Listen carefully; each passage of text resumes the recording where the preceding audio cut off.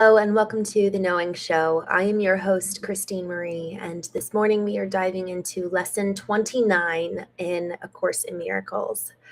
I am going to start with reading through the lessons preceding this one, and then we'll dive into Lesson 29. Nothing I see in this room means anything. Lesson 2. I have given everything I see in this room all of the meaning that it has for me. Lesson 3. I do not understand anything I see in this room. Lesson 4. These thoughts do not mean anything. They are like the things I see in this room. I am never upset for the reason I think. Lesson 5. Lesson 6. I am upset because I see something that is not there. Lesson 7. I see only the past. Lesson 8. My mind is preoccupied with past thoughts. Lesson 9, I see nothing as it is now. Lesson 10, my thoughts do not mean anything. Lesson 11, my meaningless thoughts are showing me a meaningless world. Lesson 12, I am upset because I see a meaningless world. Lesson 13, a meaningless world engenders fear. Lesson 14, God did not create a meaningless world. Lesson 15, my thoughts are images that I have made. Lesson 16, I have no neutral thoughts. Lesson 17, I see no neutral things. Lesson 18, I am not alone in experiencing the effects of my seeing. Lesson 19, I am not alone in experiencing the effects of my thoughts. Lesson 20, I am determined to see. Lesson 21, I am determined to see things differently. Lesson 22, what I see is a form of vengeance. Lesson 23, I can escape from the world I see by giving up attack thoughts. Lesson 24, I do not perceive my own best interests. Lesson 25, I do not know what anything is for. Lesson 26, my attack thoughts are attacking my invulnerability. Lesson 27, above all else, I want to see. Lesson 28, above all else, I want to see things differently. And Lesson 29, God is in everything I see. The idea for today explains why you can see all purpose in everything. It explains why nothing is separate by itself or in itself.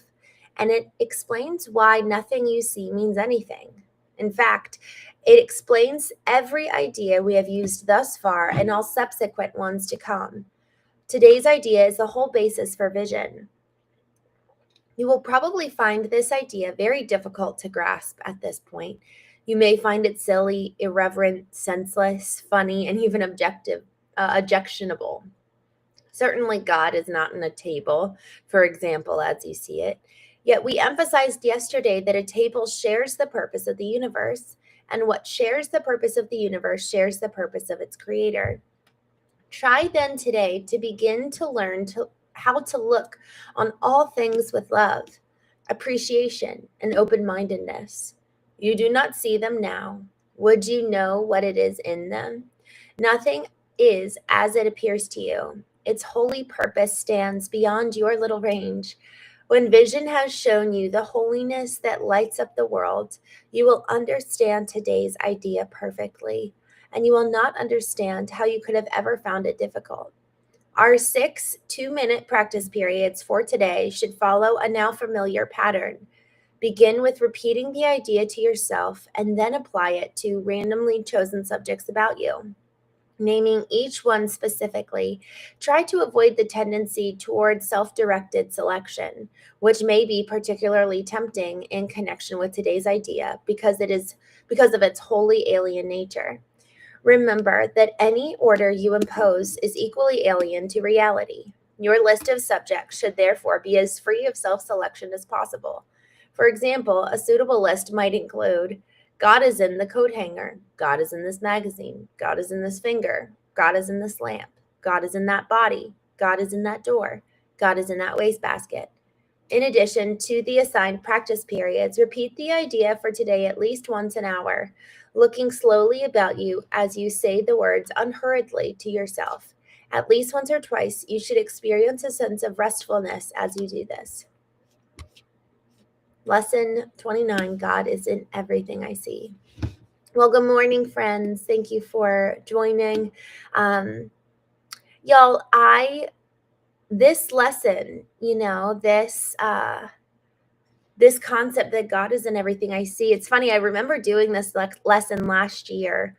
I guess it was January 29th last year. And I remember I was driving and I looked at a tire and I was like, God is in this tire. And I was like, there's no way. And I just, how we were talking yesterday about how each lesson is building on the last one. And yesterday specifically was a really good lesson for us that, man, if we are to train our brain and reprogram it to think differently, we actually need to start undoing some of the programs. And so, to be honest, I don't understand how it is that like a man made that tire. So how is God in that tire? I feel like I'm not there yet to speak to that. But what I do know is that last year when I did this exercise, there was like she said, you'll experience a sense of restfulness. And there's a peace in even just predisposing my mind and heart and soul to the fact that God is in all things. And so I'm excited to do today's lesson, and it's on the hour, and 6 times we're supposed to do it for 2 minutes. And again, it's just predisposing us to have a mind according to God's, and to think like him, and to seek him to teach us how to think. I love this. Grant Lick. I'm not going to try to say your whole name. You said, I'm a psychiatrist and God is in all of us. I love that. I agree with that. The aspect that God is in all things, like a tire, a man-made tire, like God's in nature, God's in people. But that's the hard one. So I'm glad this is a good exercise for me. Brian Wayne, good to see you. Rashan, Derek, thank you all so much for joining. Shashwatman Golkar. I do believe in intuition. There's the Latin root word for intuition is intuere, and it means to be taught from within. And I have experienced that many, many times myself. And, I've also heard a lot of other people have too, but for myself, when I've actually slowed down, when I've taken the time to listen, usually there's something that I learn, something that I'm taught literally from within. And there's last night on the Knowing Show, we had a gentleman named Dustin Reichman on, and we were talking about forgiveness. And someone asked the question around spiritual intelligence. And they're like, how do you define it? What is it? And how do you effectively coexist with cultivating spiritual intelligence in this modern world? And I thought it was such a beautiful question because, one, when we ask questions like that, a lot of times when it comes to anything spiritual, people are, and frankly, I've experienced this too, but more so when I've looked at religion, it's been more closed-minded because we come in with very preconceived notions rather than being curious and open. And so yesterday, he was so open with his question. The cultivation of spiritual intelligence, it's just like the other data that we have in us, emotional intelligence, intellectual intelligence. We have data from the past. We have data that we can source. And intuition and spiritual intelligence is so similar to that. I really have experienced that God talks to us. And the question is, do we listen? Do we listen, and are we willing to cultivate that pathway through, the soul is the home of the emotions, and the spirit, from my experience, has been the pathway to God. Do I tend to the spirit? Do I cultivate that? Do I listen? And so, in the evening knowing shows, we talk a lot about emotional intelligence and intellectual intelligence. And this morning show is much more so about controlling the mind and kind of bearing our spirit and tending to it so that we can be taught from within, to your point of intuition. So I love that you asked that question, because I think that that's an important one. Do you actually believe that you're taught? Do you believe that you're talked to? South Aussie, thanks for joining. Good morning. Guat Warrior, thank you for joining. Happy you're here. Paul Mazzola, good to see you. Good morning. Anthony Henriquez, good to see you. Captain. Good morning. Grant, like I hear what you're saying. Actually, my family grew up believing that. Um, I I think I've changed my opinion on that. Grant says, I would consider that God has chosen you to be a chosen one. Man, I think God's chosen all of us, and I think it's really our choice to respond. I really do. And I know a lot of people have different opinions on that, but from over the last couple of years, that's something I've been leaning into. And yeah, I don't know. That's something that's been kind of a hopeful thought, is that all of us have the opportunity to respond. Um, Fabio, good morning. Thanks for coming on here. DNA has proven that God exists. Snapshot Sniper, good morning. South Aussie Steve, Hank Van Tulder, good morning. Zender V, good morning. Y'all, this question, this concept of this lesson, God is in everything I see. Again, it really, it's a question of, am I willing to have the lens today where I am looking to see God? It's this question: do I even want to? Do I even want to experience God's presence today? Do I want to see Him in the world? You know, and when we start looking for beauty, when we start looking and intentionally seeking out the goodness and beauty of the divine in all things, of God in all things, we will surely find it. The question is, do I want to see this in the first place? You know, I distinctly remember when I was first, honestly, recognizing how much I needed to heal from my brother-in-law's death. I realized that I hadn't wanted to heal. For 6.5 years, I actually wanted to keep that pain very close to me. I wanted to keep the grief. So this same question of what do you want actually comes into today's lesson. Do you actually want to see God in all things? Do you want to see beauty? Do you want to see what's good? Because frankly, it's easy and sometimes addictive to be in this cycle of negativity and in this cycle of doomsday and in this cycle of complaining. Sometimes that actually gives us connection with other people than looking for what's good. I don't know about y'all, but I found that to be true. When I start sharing good news, people can be like, "Oh, I'm so glad it's good for you." And you're like, "Well, I'm choosing to look at life that way. It doesn't mean it's perfect."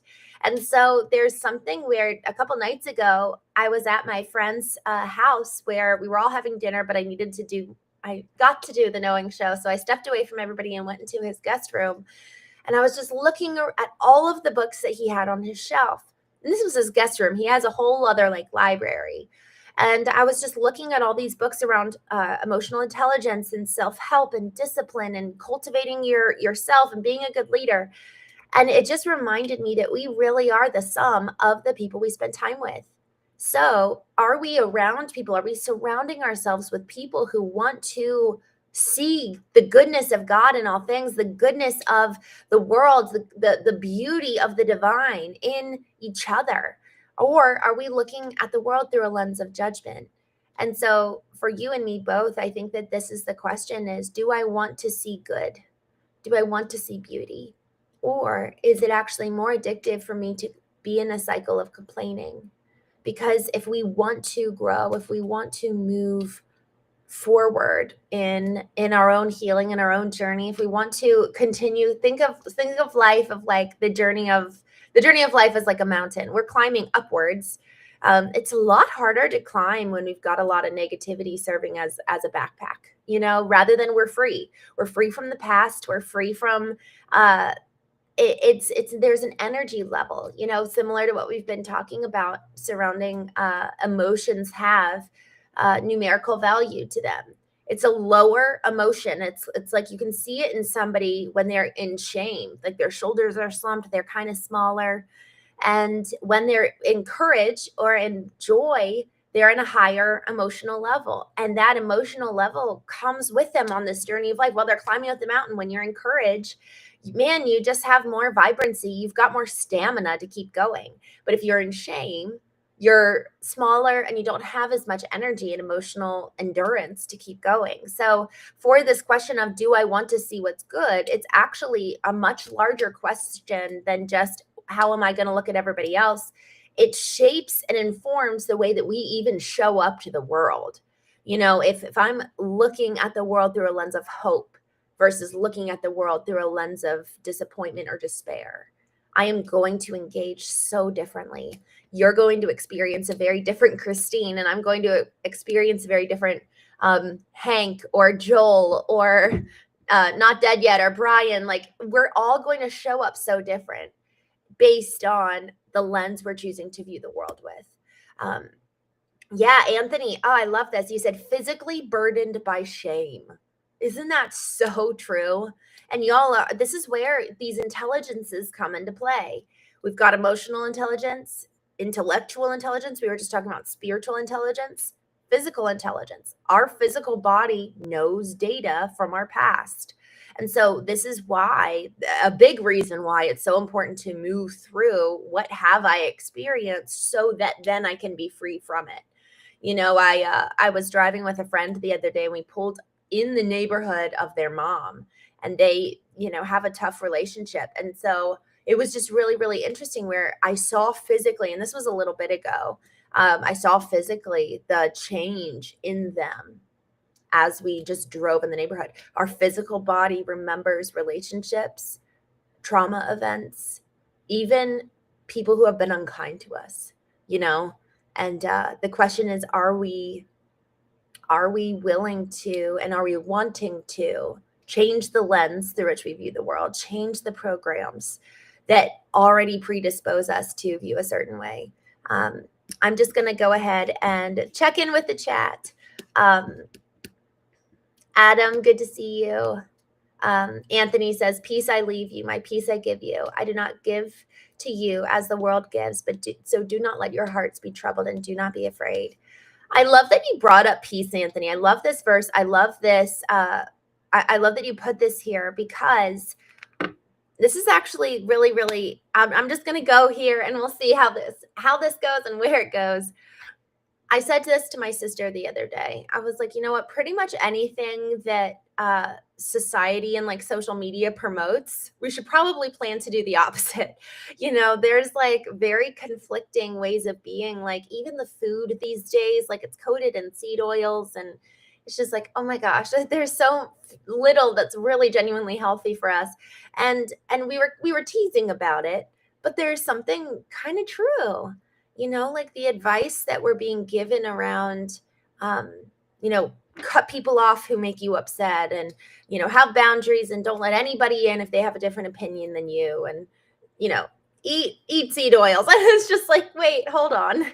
And Anthony, you mentioned that peace is so often a hallmark that we're actually living according to as we should, and do I feel peaceful? Like, there were a couple of decisions over the last couple of weeks that I was moving in a direction and I was like, this does not feel peaceful. And so I slowed down. I leaned into the discomfort that I was feeling in my physical body. And I just asked why, like, what's going on? Like, why do I not feel right? So peace really is an indicator of whether we're heading in the right direction. And that doesn't mean it's easy. Like, I did a series, The Habits of Christ, leading up to Christmas. And, one of the habits was that it says he was led into the wilderness to be tempted by the devil. And whether you believe in that the story actually literally happened, or this is an allegory for us to learn from, either way, we can be led into a season of the wilderness to be tempted. And that is right smack dab exactly where we should be. And so there would be peace there as a mark that this is where I'm supposed to be. It's awful and I hate it, and I'm right where I'm supposed to be. Anthony, thank you for joining. Hank, good to see you guys. Paul, just going through. Justin, thank you. Teddy Turner, I'm just looking through. Joel, I'm sorry I didn't answer this sooner. This live is, we read every morning through A Course in Miracles. So today's live is about lesson 29, which is crazy. Can you guys even believe that it's almost the 30th of January, almost the end of the month? Not dead yet. Thanks for coming on here. Ron Cosser. South Aussie, your positive attitude and outlook is contagious. Yeah, and you know what's so cool is that each one of us has the opportunity to give that to other people. So the question of, do I want to see, because the lesson today, God is in everything I see. Do I want to see God in everything I see? And how do I want to show up for everybody else? Like, this question of who do I want to be is so good. It really is a grounding question. It brings us into the moment right here, right now, where, man, I've got to take radical responsibility for how I'm showing up.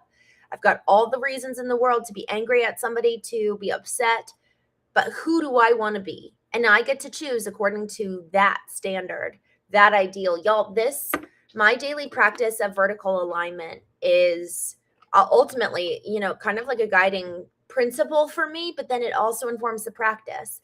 Vertical alignment is the concept and the principle of bringing my beliefs, my behaviors, my attitudes, mindsets, bringing all these disparate pieces and bringing them into alignment under the hierarchy of my ideal of who do I want to be, under the superordinate principle of God or the divine.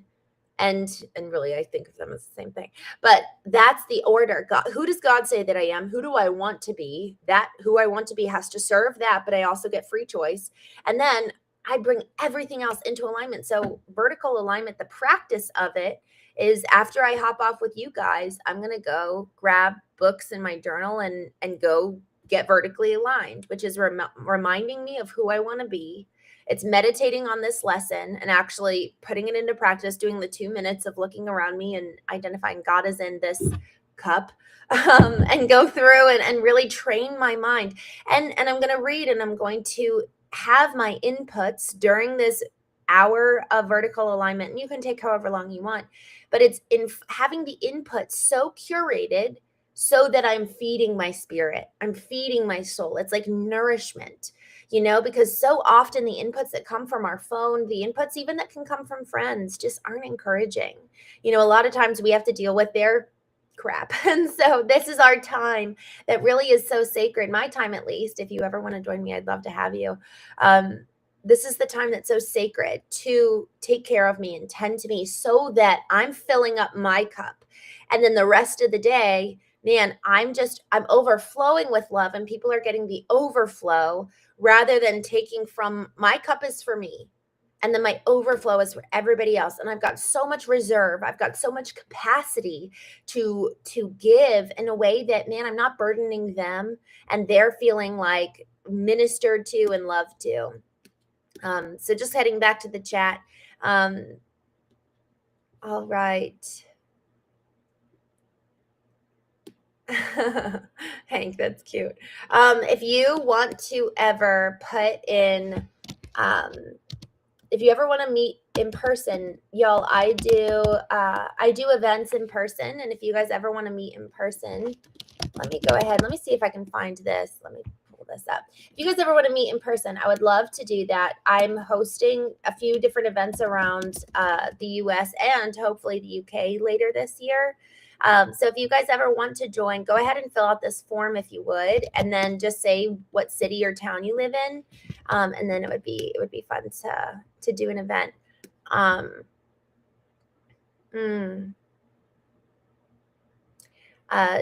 Jason Bender, it is not our beliefs. It is not our beliefs is God's standard. 10 simple commandments, not the Constitution.